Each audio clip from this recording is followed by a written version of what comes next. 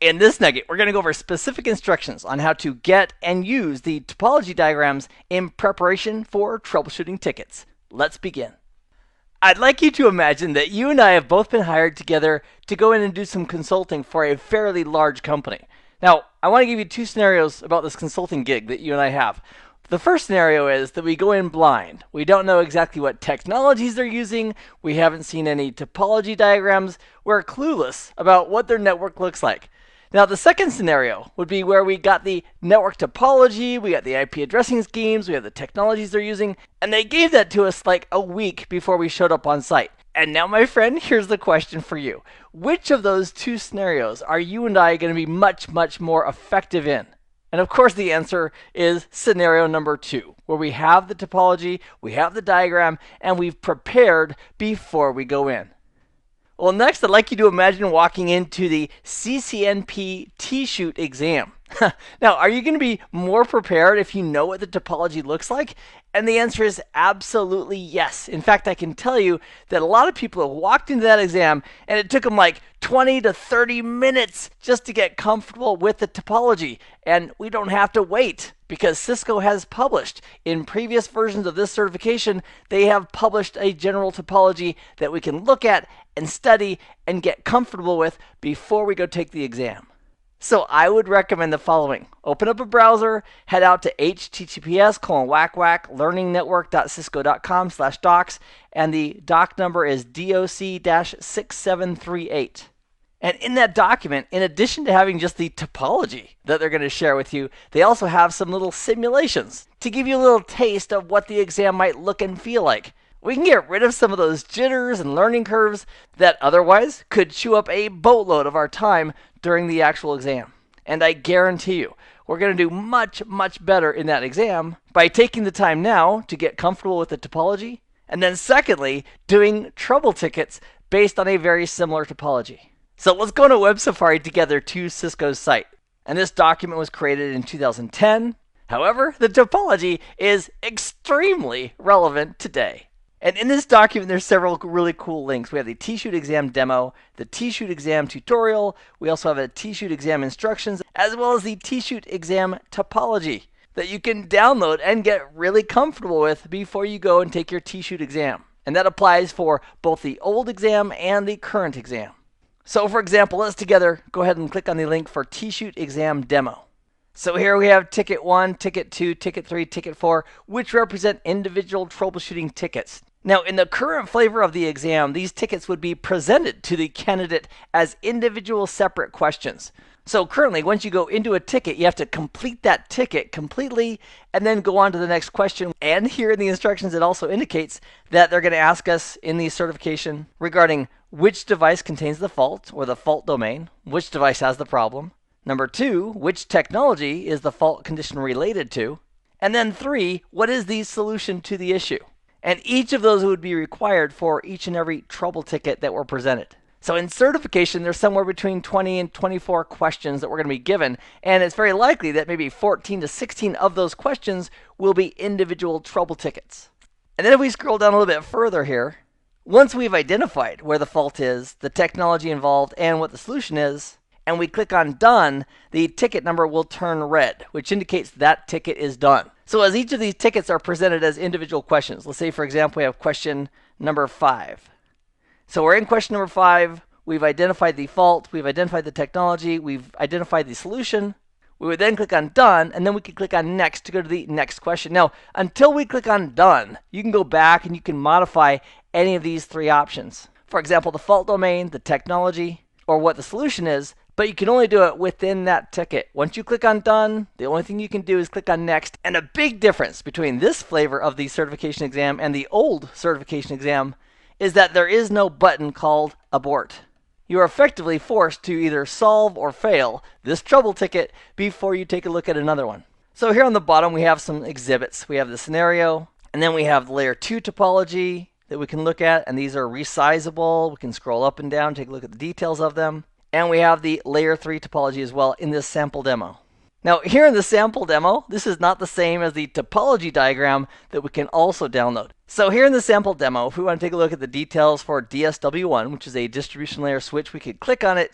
It opens up a console. We can type enable to go into privilege mode, and then we can do our show commands, such as show IP interface brief. So by using show commands on the devices in the topology, we would identify where the fault domain is. Let's say, for example, we think it's R3. Because, I'm just guessing here because I haven't even looked at R3. But in the actual lab, we would actually look at the details and find out what the problem is. So that's the first part of this ticket, to identify the fault domain. And then we'd click on next question. Then in the next portion of this ticket, we need to identify the technology that's involved with the fault or the problem that currently is happening. So let's say it's IPv4 addressing that's causing the problem. We'll click on next question. And then what is the solution? And you'll notice that based on my previous two choices, my solution is going to be in that realm of what I thought was the fault domain and the technology involved. So it's feeding me a set of answers based on what I think the fault is. So if I think there's an incorrect IP address that needs to be changed, maybe I think this is the correct answer in interface serial 000.34, and then I would click done. Now in this simulation, the demo, this is from the previous version of the exam. So they had this abort button, which allows you to get out of this ticket and go to a different trouble ticket. So maybe here, before I confirm this answer with the done button, maybe I go back and I look at that specific router. I think, oh, wait a sec, he already has an IP address. It is correct there. That isn't the right answer. And so we can go previous and next, anywhere we want within this one ticket. And that behavior is very similar to the current certification. However, there is no abort button, which means get me out of this ticket. Let's go take a look at another one. Maybe come back to this later. There is no abort button in the current certification. So let's say I decide, okay, it really is the interface. It really is the IP address. I click on done. Take a look at this ticket number up here. It goes red. So in the current certification, when you click on done, meaning you've answered the 3 questions for that trouble ticket to the best of your ability, and you click on done, the indicator is going to go red, indicating that that trouble ticket is done. And then your only option is to click on next to go to the next question. So I would encourage you to take a look at the exam demo on your own. That'd be a good exercise. I would also recommend taking a look at the exam tutorial. That would be helpful as well. And I love this comment right here. Before attempting the T-Shoot exam, please familiarize yourself with the T-Shoot network topologies and exam instructions. These are the network topologies that you will be tested on. I love it. So if we take a look at the T-Shoot exam topology, we'll click on that. It'll download a PDF for us. It has an IPv4 layer 3 topology with quite a bit going on. If we scroll down a little bit, it's got the IPv6 layer 3 topology with not as much going on, but still quite a bit. And then if we scroll down even further, it has a layer 2/layer 3 topology. And I'd like you to imagine somebody who's not prepared for this walking into the exam and having, 2 hours to go through a whole bunch of trouble tickets and just trying to figure out where stuff is. It is an unfair disadvantage not to use these resources that Cisco has provided for you. Now, I'd like to chat with you about getting comfortable with this topology. In this topology, we have lots of ether channel. There's ether channel here, and here, and here, and here. And I'd like to chat with you for a moment about these layer 2 ether channels. What is the real benefit of ether channel? And if you're saying, Keith, I know, it's more throughput. Spanning Tree sees it as one logical interface or port for all the links that are part of a single ether channel bundle, and we have more throughput. And I would agree, 100%. And then secondly, what are the 2 basic switching modes that these ether channels can be in? And if you're further saying, hey, Keith, I know this, they are either configured as an access port at layer 2, the ether channel is, or it could be a trunk, very likely a trunk in our scenario. And I would say, yes, once again, right on. So when you see a layer 2 ether channel, it doesn't matter if it's set to on or if it was negotiated with PAGP or a link access control protocol. It's just a trunk. It's a trunk that has multiple links as part of it. So if I was going to draw a simplified topology of this, I'd have something like this: DSW1, DSW2, ASW1, ASW2, and I'd have a trunk from DSW1 to ASW1 from here to here. I'd have a trunk from DSW2 to ASW2. That'd be over here. And I'd have cross connects between DSW1 and ASW2 and DSW2 and ASW1. And that would be these links right here. And you might be saying, well, Keith, what about this? Here it says PO12. Well, this happens to be a layer 3 ether channel.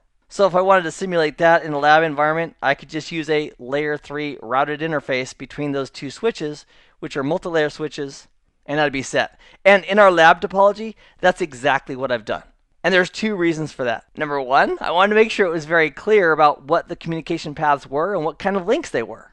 The second reason, in the GNS3 troubleshooting tickets, that I simplified this with basic trunks and basic layer 3 connectivity between the switches is because we are using a 3700 series iOS router image that supports switch port modules. And even though Ether channel does work on these switch port modules when you set it to on, it won't negotiate it with LACP or PAGP, but it can be set to on. But I've discovered that it is incredibly buggy. And I thought to myself, we don't need any additional free troubleshooting scenarios that are coming up due to GNS3 and Ether channel. So I removed the Ether channel and instead just applied layer 2 trunks or layer 3 connections in the topology.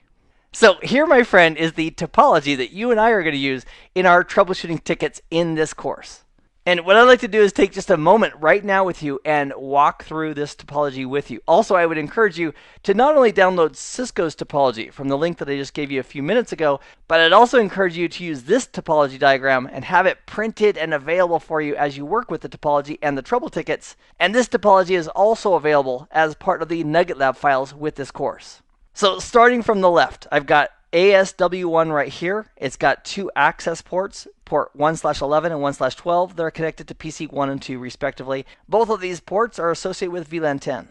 Down below here we have ASW2, access switch number 2. Its port 1/13 has been assigned as an access port in VLAN 20, and there's one of our internal servers hanging off of that port. The connections between AS1 and the distribution layer switches, we have this connection here, which is a trunk.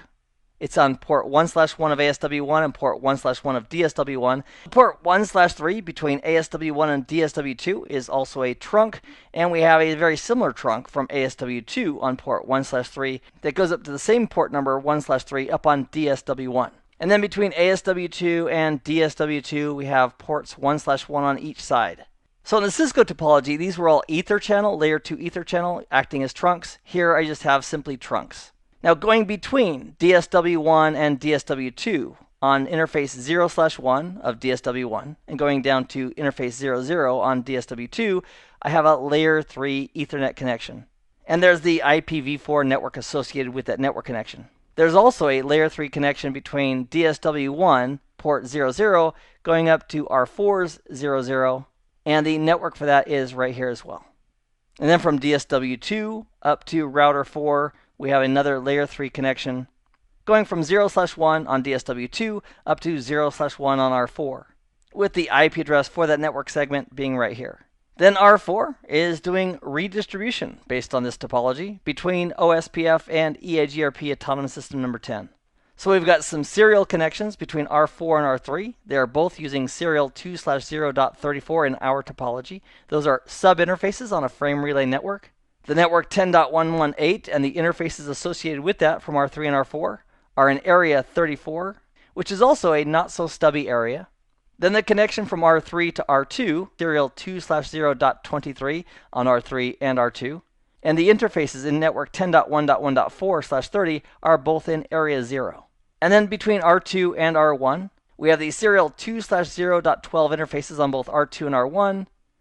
The network between them is 10.1.1.0/30, and that network and the interfaces involved in that network are participating as part of OSPF Area 12. Then R1 is acting as a NAT device, so we have the IP NAT inside and IP NAT outside. Here's the IP network address for the connection between R1 and our ISP router. There's also some IP addresses involved as well as the interface that R1 is using.